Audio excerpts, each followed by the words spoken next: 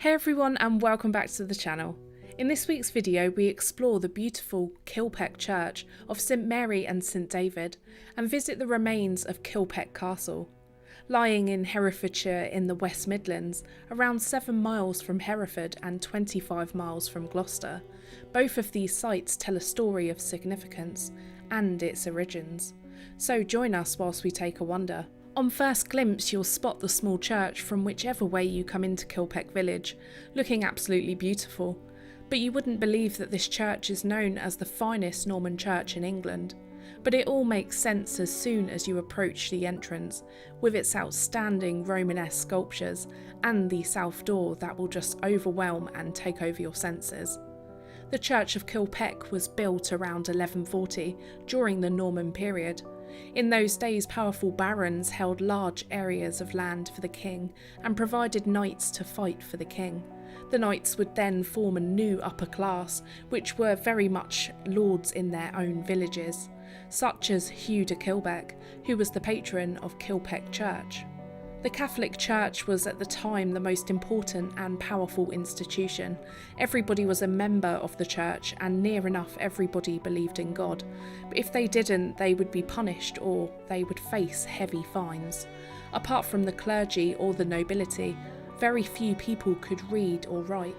So apart from sermons in the church, only visual images and messages would be used to help educate those who could not understand. Common people were quite superstitious, uneducated and illiterate. Their fears and belief in evil spirits and beasts were widespread, and the church would then use this to be able to control their churchgoers. One very interesting theory and stone here at the church is that of a potential Templar stone, mounted on the wall inside Kilpeck's nave and located underneath the minstrel's gallery. What's fascinating about this stone is that it has the variation of the Knights Hospitaller and a Maltese cross design inscribed within the stone. There is a theory that Hugh de Kilpeck had once been associated with the Knights Hospitaller at Wormbridge Priory and had gone to the Second Crusade. Relics from the Holy Land could be underneath the apse of the church, and the exquisite Corbels seen on the exterior with the Maltese cross and the horse could well commemorate Hugh's Crusade service. There is more superb carving inside of the church, particularly the chancel arch and in the rib vaulting of the apse. From a much earlier date to the font and the stoop, it's unmissable, with its 2 enormous stone hands clasping the bowl.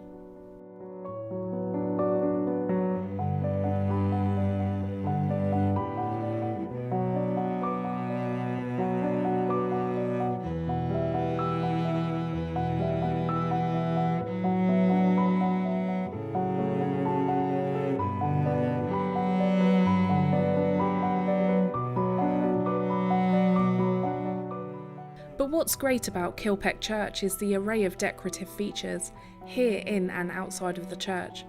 On the exterior there are 89 carved corbels of Celtic, Scandinavian and Anglo-Saxon influenced grotesques, monsters and warriors, all with Christian iconography.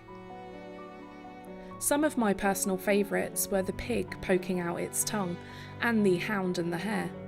What I really enjoyed about seeing these corbels is the incredible detailing that went into every single one, all with different meanings and purposes.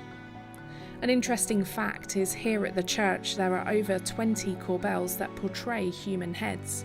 The Celts beheaded their enemies, but they respected the heads by displaying them. Apparently this was to do with the belief that they retained and controlled the power of a dead person. But perhaps the most notable and memorable corbel is that of a Sheela gig. It can be quite unusual and shocking at first, but the mystery that surrounds Sheela gigs are absolutely fascinating.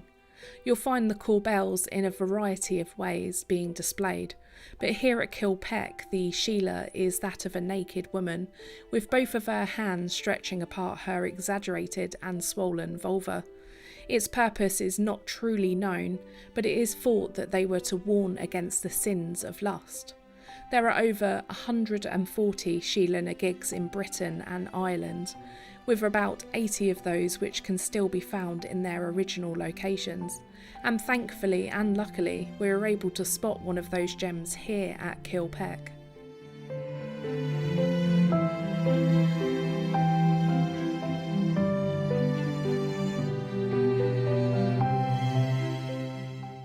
Just a short moment away from the church is the ruined Motte-and-Bailey Castle, with its earthworks which were probably first established around 1090, as the administrative centre of the surrounding area of Archer Field.